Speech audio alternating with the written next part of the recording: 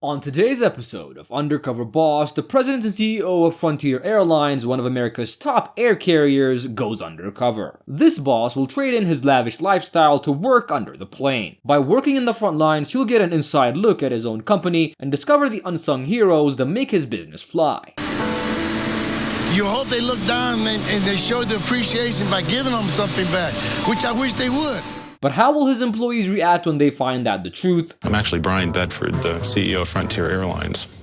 Oh, Lord. You tricked me. And how will his experience change him for the better? Find out on today's episode of Undercover Boss.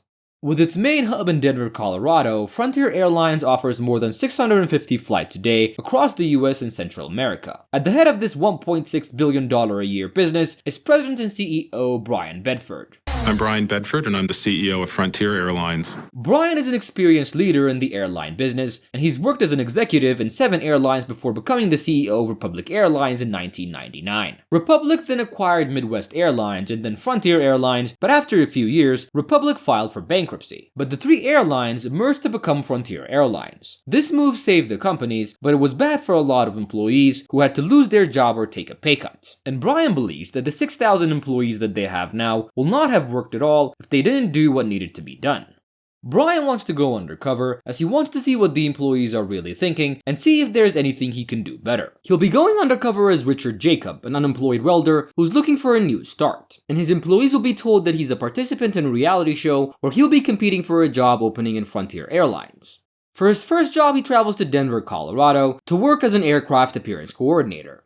So I'm very excited about being able to go undercover with our aircraft appearance team today at our largest hub here in Denver, Colorado. He meets up with Sue, and after giving him his uniform, they quickly run into an arriving plane and they get to cleaning. Sue tells him that they only have 7 minutes to clean everything, so they'll need to go really fast. When the aircraft get here, since we only have 7 minutes to get this plane out, So what happens if they come in late? they give us 5. Brian was kinda slow and couldn't keep up with the required speed, but the other employees were there and they finish in time. They then go to the next plane, but they don't have enough time, and with the encouragement and yelling from Sue, Come on, Richard, back here.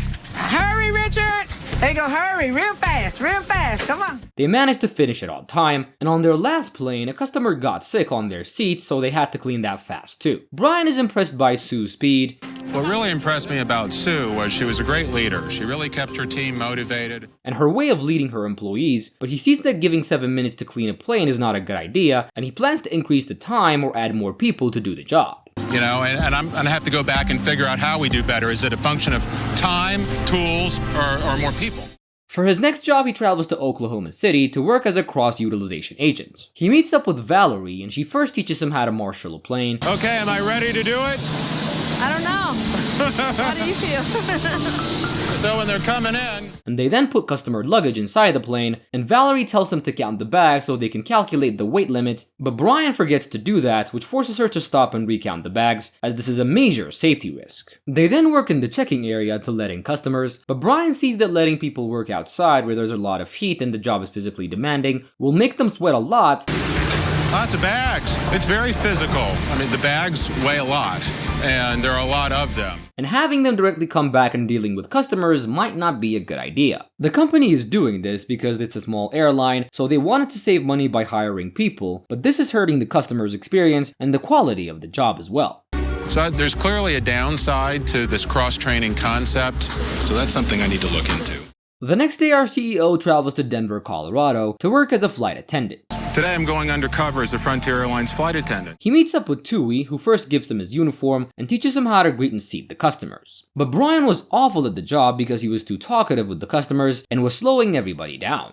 He's too focused talking to passengers. San Diego's not bad. We have to speed up the process so we can get out of there. This leads Tui to talk to him in private, and although Brian tries to hurry up, the flight was still delayed by 15 minutes. They then do a safety presentation before the flight, and after they start serving the customers, Brian observes how Tui interacts with the customers. Tui is an energetic, fast worker and very polite, which makes him both liked by his co-workers and the customers, and he's also memorized and implemented the company's standards perfectly, which makes Brian very happy. After their flight, the two get to talk, and Brian learns that Tui works 6 days a week as a flight attendant, but he's still struggling to make ends meet. He tells him that sometimes he even has to work 2 or more jobs on the side to support his family. He also says that the pay cuts have been harsh and feels as though they're getting screwed by the company. What's that mean? They took 10% away. We just want the 10% back. Who took it away? The company. And if this continues, Tui would have to be looking for other jobs in other companies. Brian sees that the new company's restructuring has really hurt the flight attendants unintentionally, and he plans to fix the situation. For his last job, Brian stays in Denver to work in the lavatory services, and he meets up with Hector and he drives them to their first plane. He then teaches him how to properly attach the tube to the plane. Same thing with the dump valve. Dump valve is open, closed. You do not want to get dumped by this one. So the waste wouldn't squirt out and hit them, which happened to him before. If you don't put it on right, it'll pop off and you're going to get sprayed with Does that blue ever happen to you? Yes. After watching Hector do the first plane, Brian tries to do the next one, which makes Hector nervous and starts backing up because he wasn't sure that he can do it properly. And his fear, unfortunately, comes true in a small way as a small water waste comes out. No! That's why I stayed back 4 to 5 feet. That's nasty. But overall, they do okay and they finish. On their break, Brian learns how the employees work even overtime to save the company, but they've not been appreciated enough, and they've not even received a thank you. Just show a little appreciation, show you, hey, look what you've done for us. Thank you is a great word. And Brian, hearing this, is very disappointed by himself and his company for not appreciating his great employees. And finally, Brian's undercover time has come to an end, and he invites his employees to reveal his true identity. Does this help? What's your real name? I'm actually Brian Bedford, the CEO of Frontier Airlines. First in was Valerie, and he tells her that he appreciates her work, and then gives her $10,000 to donate to her favorite charity. With this $10,000, we can just, bless other people. I do believe in miracles, always will. Next was Hector, and he tells him that he has a hard job and tells him that he's created a forum which Hector can lead and help other employees as well, and then offers to send him and his family on a fully paid vacation. It's someplace you and your wife can get away, and I'll make sure Frontier gives you the week off. Thank you. That's beautiful. Next in was Sue, and he tells her that she was a great employee and a great teacher to him, and then offers to send her and her granddaughter to a fully paid vacation as well. You have made my day. You have made my... I ain't think nobody ever do nothing like this for me. Last but not least was Tui, and he tells him that from everybody that he's met, he's the one that's perfectly represented the brand, and he then offers him a promotion to be a chairman of their new brand committee, and gives him $20,000 so he can send his children to college. My son's in college and it's so hard. I'm just so grateful to receive that blessing from him. Sometime later, Brian invites his employees to town hall to share his experience while undercover, and he gives a speech and tells his employees that all the wage cuts will be restored.